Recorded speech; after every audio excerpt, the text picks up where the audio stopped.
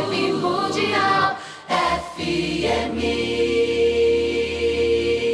Vamos lá entender uma coisa, então, muito importante. O que são os 7 raios? Eu sempre gosto de dar uma introdução para aqueles que, de repente, estão aqui ouvindo esse assunto pela primeira vez, né? Para quem já me acompanha, já conhece mais sobre esse tema. Os 7 raios são 7 grandes arquétipos, ou seja, são 7 grandes conjuntos de características humanas. Claro que os 7 raios não são só ligados ao ser humano, viu? Os 7 raios estão ligados à criação, a Deus. Deus é composto, digamos assim, o Deus do qual todos nós fazemos parte, vamos lembrar. Deus não é um ser superior. Na visão espiritualista, Deus é o todo, é tudo que existe, inclusive eu, você, todos nós e tudo que existe. Não é um Deus como um ser superior, é um Deus como a criação de tudo, né? E Deus é composto, portanto, desses 7 raios, né? É bem aquela história da luz branca, né? A luz branca, a luz do sol, passa por um prisma e se divide, se refrata em 7 cores do arco-íris. É bem isso. Na verdade, o universo é composto dessa refração da luz de Deus. Lá, desde o Big Bang, entenda o Big Bang, o início do universo, como sendo o momento que a luz passou pelo prisma e aí criou tudo que existe. Todo esse colorido universal, né? Esse colorido que representa os elementos da natureza, a água, o ar, a terra, o fogo, né? Enfim, as galáxias, as constelações, os planetas e sóis, e luas e daí por diante. E toda a forma de vida que conhecemos aqui no nosso planeta, né? Fora aquela que deve existir, que certamente existe em outros planetas, né? Então, na verdade, turma, lidar com esse conceito dos 7 raios é lidar com a própria natureza de Deus e a natureza do planeta também. Aqui no contexto, quando falamos do que existe na natureza do nosso planeta, aí eu costumo fazer aquela relação dos 7 raios com os orixás, porque os orixás são os próprios 7 raios, só que manifestados na natureza do planeta. Mas tudo bem, vamos deixar essa linguagem dos orixás para um outro dia. Tantos programas eu dedico a falar deles, só queria fazer esse link para vocês entenderem que eu estou falando da mesma coisa, são linguagens diferentes para a mesma coisa, 7 forças, 7 raios, 7 vibrações ou 7 orixás, é tudo a mesma coisa. Agora, voltando aqui, o que significa então? Significa que nós todos temos em nós os 7 raios, só que nós não temos os 7 raios na mesma proporção de desenvolvimento. Eles não estão, os 7 raios, desenvolvidos em nós na mesma intensidade. Por quê?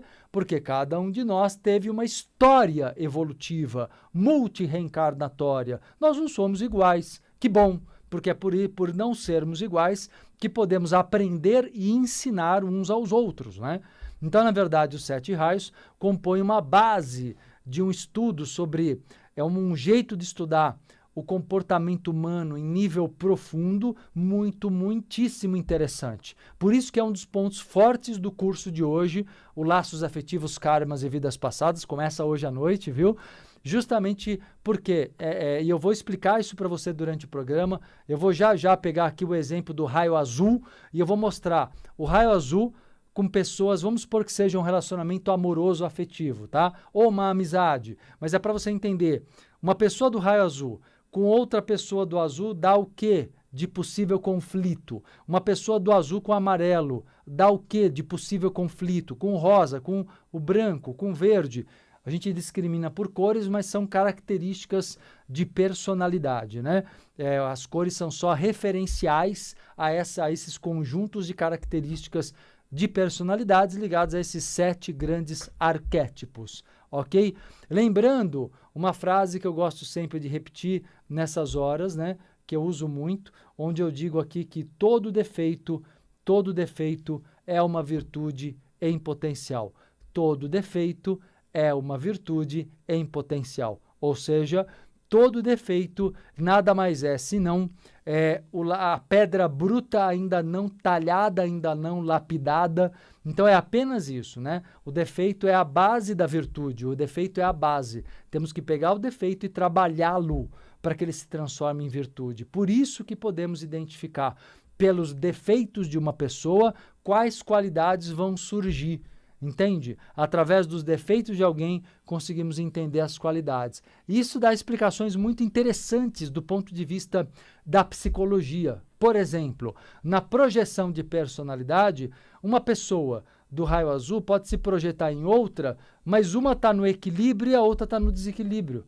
Então você fala assim, nossa, essas pessoas são diferentes, imagina. Por exemplo, uma pessoa muito do raio azul, características positivas, ela é forte, ela é firme, ela é líder, ela é uma pessoa de iniciativa, você fala, nossa, que admirável, né? Que admirável.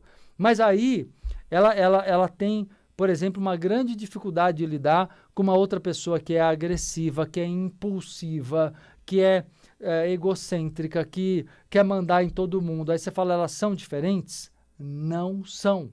Olha que interessante. Elas são na base da energia que rege a personalidade dessas duas pessoas que eu dei de exemplo, é a mesma. Só que uma já está mais amadurecida, uma tem um grau de evolução maior ou maturidade maior, e outra tem um grau evolutivo menor. Um grau menor de evolução, um grau de maturidade menor. Deu para entender? Então, na verdade, você tem diferenças em termos de graus de evolução, mas as características nesse exemplo que eu dei são as mesmas. Né? Seja positivo, seja no negativo, são exatamente as mesmas. Então, veja só, isso acontece com os 7 raios. Isso acontece com todos os raios. Então, é muito interessante porque você vai perceber em você, através dos defeitos e através das virtudes, quem você é, né? Qual raio você pertence, de fato, em essência. Então, na realidade, que aqui, ó, Juliana Trindade falando aqui, ó, como é que é? Ela fala assim, estou com muito potencial. Pois é, criatura. Tem muita virtude já desenvolvida também. Mas é isso aí, vocês vão se descobrindo, né? E eu vou dando aqui informações, eu vou dando elementos e vocês vão se descobrindo. A Ione pergunta aqui para mim no YouTube se é possível todos os irmãos serem do mesmo raio. Possível é, um pouco difícil que seja assim. Tem que analisar direito, mas olha, até é possível. Você pode ter, de repente, aí por alguma razão que tem que estudar a família para entender, né? A gente faz muito isso no curso de hoje. Nós vamos estudar muito você e sua família, as pessoas que te rodeiam. Eu vou te ajudar. A cada uma das aulas eu vou ajudar vocês a entenderem melhor sobre esses relacionamentos, quais as dificuldades, por que isso acontece, por que você tem uma certa tendência na lei da atração para atrair certo tipo, certo perfil de pessoa. Então, isso tudo vai sendo clareado a cada aula. É muito incrível o crescimento, o progresso que as pessoas têm dentro da egrégora desse trabalho do curso Laços Afetivos. Olha só, turma, vamos lá aprofundar. Então, quando você se depara com uma outra pessoa, você pode ter basicamente 2 possibilidades, né? O conflito ou um atrito. Pessoas diferentes. Um conflito ou um atrito. Um conflito, mesmo pessoas parecidas podem também. O que é o conflito? O conflito acontece quando as diferenças geram disputa, geram briga, geram, no mínimo, uma atitude competitiva, entende? Isso é o lado negativo desse encontro. Então, é quando as pessoas entraram em conflito. Agora, se as pessoas entrarem em atrito, tá tudo certo, porque o atrito é simplesmente a diferença de um com o outro e é o atrito que gera movimento, como nós aprendemos na física, né? Na física nós aprendemos que é o atrito que gera o deslocamento, por exemplo, o pneu do carro de borracha, ele atrita com asfalto e é por isso que o carro anda. Se não houvesse atrito nenhum, atrito zero, o pneu só iria patinar, como acontece quando tem óleo na pista, ele só iria patinar e não iria sair do lugar. Então o atrito, ele gera o avanço. O atrito gera, a diferença gera o avanço. Não é problema, então, atritarmos com as pessoas. É problemático você conflituar. São coisas diferentes. A gente tem que ter maturidade para ter atritos sem conflitos. Essa é a grande chave, a maturidade maior que você pode ter nas relações interpessoais. Enfrente os atritos sem entrar em conflitos. Essa é a grande sacada. Legal, né? Entender dessa forma? Então, olha só, turma. E prosseguindo aqui, vamos lá. Então, você tem aí, vamos dar exemplos aqui, a partir do momento que você entendeu que o conflito, explicando de mais uma maneira, que eu acho que é legal falar para vocês, o conflito, ele gera aprisionamento kármico. O conflito gera aprisionamento kármico, enquanto o atrito, ele liberta, porque a diferença do atrito, na verdade, propicia libertação. Então, o atrito faz com que um ensine alguma coisa para o outro. Isso liberta. Agora, no conflito existe uma competição. Um quer se autoafirmar para o outro. E aí ocorrem perdas, né? Aí os dois lados perdem. Os dois lados perdem tempo, perdem energia, né? Deixam de crescer, deixam de evoluir como poderiam. Então, veja só, vamos dar um exemplo aqui, começar a dar agora no primeiro bloco do programa, e vou continuando. Paola Oliveira, Paola, minha aluna, perguntando aqui no Instagram se megalomaníaco seria raio azul, né? Dependendo, a megalomania, Paola, vai depender do quê? Por exemplo, pessoa do raio azul é megalomaníaca no sentido do poder. Ela quer ter, no desequilíbrio dela, ela quer ter muito poder. Ela chega a ser prepotente, né? Quer ter até o poder que não tem, ela julga que tem. É a pessoa pré-potente. Então, na verdade, o azul, ele é megalomaníaco dentro desse universo da busca do controle, do domínio, do poder, de um modo geral. Isso lembrando o que eu falei agora há pouco, se tiver em desequilíbrio. Em equilíbrio, quem é do azul acaba gerando muito pelo contrário, ela não é megalomaníaca, ela é uma pessoa poderosa.